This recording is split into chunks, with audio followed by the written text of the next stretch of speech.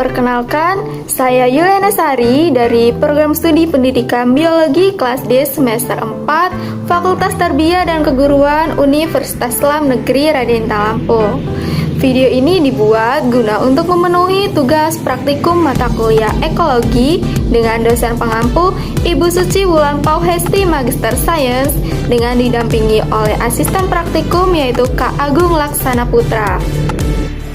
Nah, pada video kali ini saya akan mengajak teman-teman semua untuk melakukan praktikum bareng mengenai cara pembuatan ekoenzim. Namun, sebelum masuk ke dalam tahap pembuatannya, akan lebih baik jika teman-teman semua dapat mengetahui apa itu ekoenzim dan apa saja sih manfaat yang ada di dalam ekoenzim tersebut. Oleh karena itu, mari kita simak video berikut ini ya guys. Nah, teman-teman, ada yang tahu nggak apa sih itu ekoenzim? Nah, ekoenzim merupakan hasil olahan limbah dapur organik yang difermentasikan dengan menggunakan gula dan air dengan perbandingan 3:1:10. Pada dasarnya, ekoenzim mempercepat reaksi biokimia di alam untuk menghasilkan enzim yang berguna dalam pemanfaatan sampah buah atau sayuran. Nah, selanjutnya terdapat manfaat apa saja sih dalam ekoenzim? Nah, untuk manfaatnya yang pertama itu adalah sebagai pembersih alami dan untuk perawatan diri. Kedua, sebagai penghasil ion negatif di lingkungan sekitar. Ketiga, membantu mengurangi tingkat radiasi elektromagnetik di rumah. Keempat, memperbaiki kualitas udara. Kelima, memperbaiki kualitas air yang sudah tercemar. Keenam, meningkatkan kesuburan tanah yang sebelumnya gersang dan tandus. Dan yang ketujuh, sebagai pemupukan dan pestisida alami. Nah, lalu bagaimana sih cara pembuatan ekoenzim?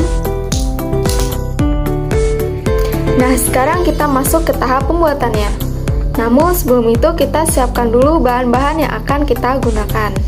Nah, di sini saya sudah menyiapkan wadah yang telah berisikan air.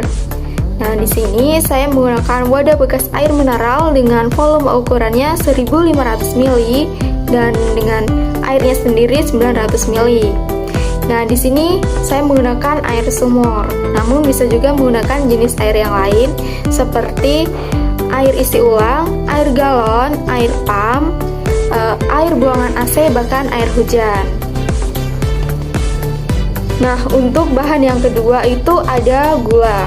Di sini saya menggunakan gula merah dengan volume ukurannya itu 90 ml. Dan untuk jenis gulanya sendiri bisa digantikan dengan jenis gula yang lain seperti gula aren, gula kelapa, gula lontar, bahkan molase. Nah, selanjutnya untuk bahan yang ketiga, saya sudah menyiapkan 5 varian kulit buah-buahan. Nah, di sini saya menggunakan kulit buah semangka, kulit buah naga, kulit buah pir, kulit jeruk, bahkan kulit belimbing. Nah, setelah kita menyiapkan bahan-bahan yang telah diperlukan, langkah selanjutnya kita campurkan air tadi menggunakan gula merah yang telah disiapkan.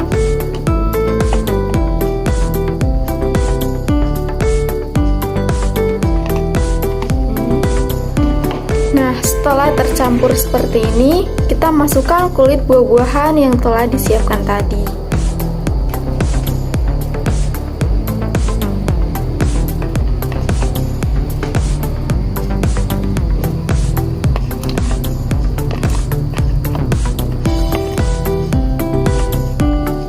Nah, setelah kulit buah-buahan tadi dimasukkan semua ke dalam botol, selanjutnya saya akan menutupnya menggunakan plastik.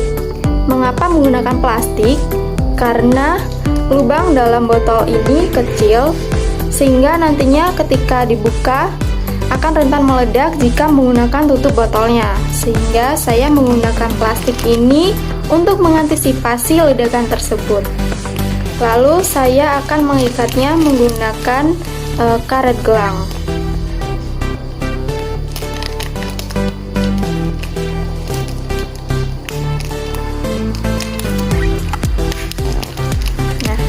seperti ini kurang lebihnya. Nah, teman-teman, selanjutnya saya akan menunjukkan perubahan ekoenzim setelah 1 minggu. Nah, teman-teman, bisa dilihat di dalam video tersebut sudah menunjukkan perubahan ekoenzim setelah 1 minggu kemudian. Dilihat dari warna airnya, sudah kelihatan merah pekat, kemudian kulit buah-buahannya sendiri sudah sebagian ada yang turun ke bawah, dan di dasar air tersebut sudah terdapat endapan. Dan aromanya sendiri sudah tercium bau asam segar dari aroma kulit buah-buahan tersebut.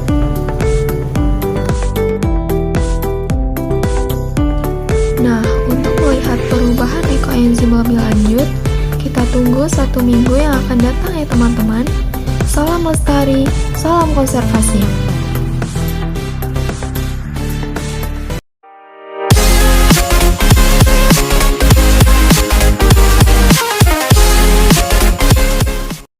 Halo teman-teman, kembali lagi dengan saya Yuliana Sari.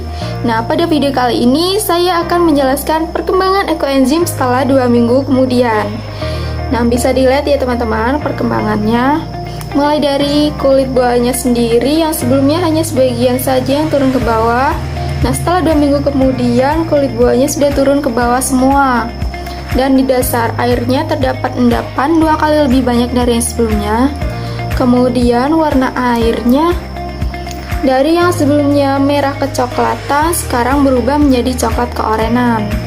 Lalu untuk aromanya sendiri masih sama, tercium aroma asam segar namun sedikit lebih menyengat.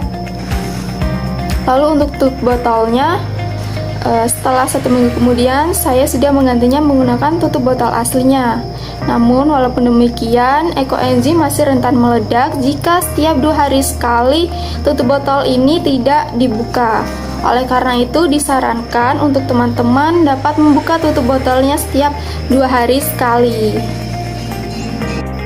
Nah teman-teman, itulah tadi perkembangan ekoenzim setelah 2 minggu kemudian. Lalu untuk melihat perkembangan ekoenzim lebih signifikan, kita tunggu 1 minggu yang akan datang ya teman-teman. Salam lestari, salam konservasi.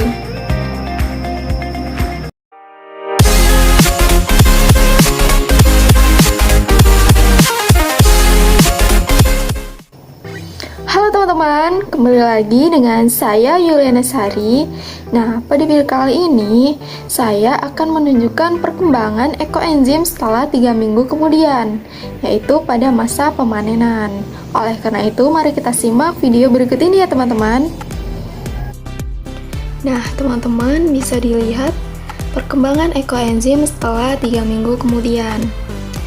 Nah, untuk aromanya sendiri dari ekoenzim ini seperti pembersih lantai serta sedikit menyengat. Lalu untuk warna airnya sendiri menjadi coklat kekuningan. Kemudian tekstur dari kulit buahnya sudah mulai melunak semua dan sudah terdapat banyak endapan di dasar airnya. Nah, selanjutnya pada masa pemanenan ekoenzim ini, ekoenzim perlu disaring untuk memisahkan kulit buah-buahan dan endapan yang ada di dalam botol ekoenzimnya. Nah, teman-teman bisa dilihat inilah hasil dari penyaringan ekoenzim tadi, dan ekoenzim pun siap digunakan. Nah teman-teman, itulah tadi proses perkembangan ekoenzim setelah 3 minggu kemudian atau pada masa pemanenan. Nah, selesai sudah proses pembuatan ekoenzim dari awal hingga akhir. Semoga dapat bermanfaat dan bisa diterapkan oleh teman-teman semua. Salam lestari, salam konservasi.